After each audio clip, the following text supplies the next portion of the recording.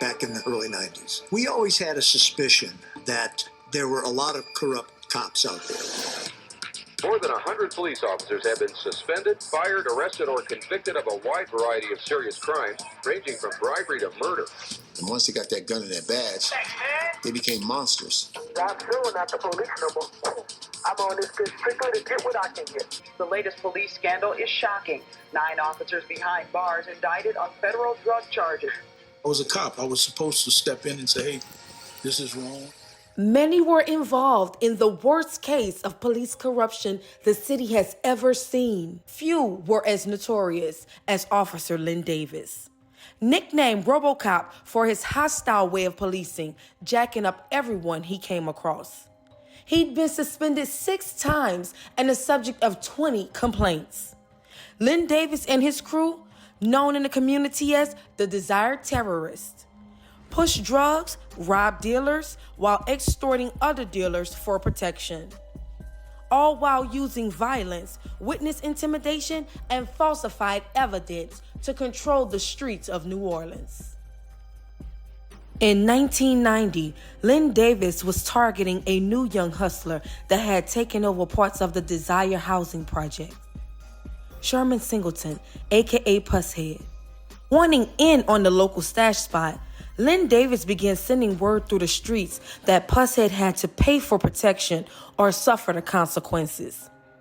A young hothead in his prime, Pusshead ignored all threats. A gunfight was the least of his worries, but he could have never guessed what would happen next. In December of 1990, after almost a year-long rivalry in the streets, Pusshead was arrested and framed for the murder of New Orleans local Bruce Vappy.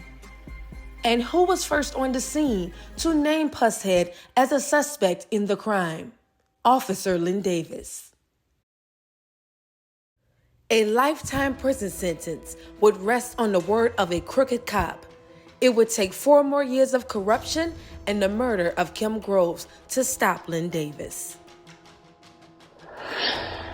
Many people still remember the shocking murder for hire that led to the shooting death of Kim Groves, a Ninth Ward mother of 3, who a day before she was executed by a hitman ordered by New Orleans police officer Len Davis, reported Davis and his partner for police brutality. Davis has been in federal prison since 1994. It has taken almost 3 decades for the state of Louisiana to begin to review the cases he presided over in his almost 8 years on the force. Kunta Gable, Burnell Jaluk, and Sidney Hill relieved and overwhelmed to have their freedom back after serving 28 years in prison. Back in 1996, then teens, the 3 were convicted in the murder of Rondell Centenic. Prosecutors for the Orleans DA's office Civil Rights Division presented key evidence that linked the murder to former police officer Lynn Davis and Sammy Williams. And the DA's office also tells me they're looking into other cases where men and women have been wrongly convicted of a crime related to Lynn Davis and other former NLPD officers. And that's where the next part of our story begins. Stay tuned to Family Fortune, Mondays at 7 p.m., starting Christmas Day.